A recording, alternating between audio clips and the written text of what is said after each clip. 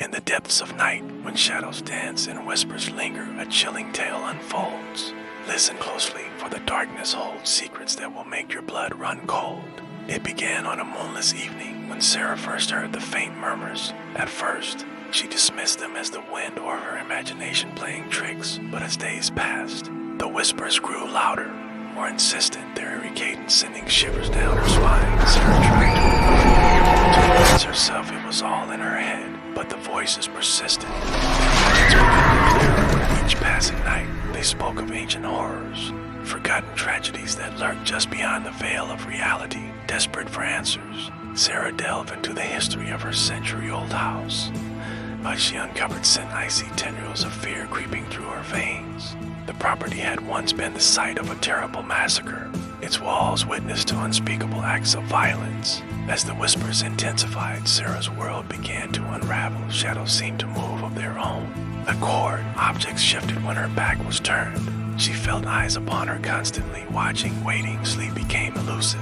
Her nights filled with terrifying visions and bone-chilling screams. Driven to the brink of madness, Sarah sought help from a local medium. The old woman's eyes widened in horror as she stepped into the house, her wrinkled hands trembling as she spoke of malevolent spirits trapped between worlds. The medium warned Sarah that the whispers were not mere echoes of the past, but the voices of vengeful souls seeking release. They had chosen Sarah as their conduit, their key to crossing back into the world of the living. With each passing day, the boundary between reality and nightmare blurred. Sarah found herself losing time, waking in strange places with no memory of how she got there. Dark figures lurked at the edges of her vision, their twisted forms vanishing when she turned to look. As the whispers grew to a deafening crescendo, Sarah made a terrifying discovery. The voices were not coming from outside, but from within her own mind. The spirits had found a way, their essence intertwining with her very being. In a desperate bid to save herself, Sarah sought out an exorcist. But as the holy man began his ritual, the house itself seemed to come alive with malevolent energy.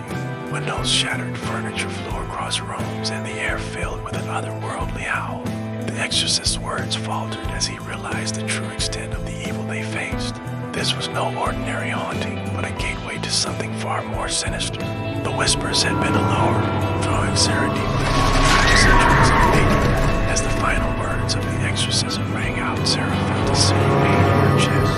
The spirits, now fully awakened, clawed their way out of her body in a horrifying spectacle of flesh and shadow. The exorcist's screams were cut short as the entities engulfed him, their hunger insatiable after years of confinement. Sarah watched in helpless terror as the spirits spread throughout the house, their dark essence seeping into every crack and crevice. She knew then that she had unleashed something beyond her comprehension, a force that would not rest until it had consumed everything in its path.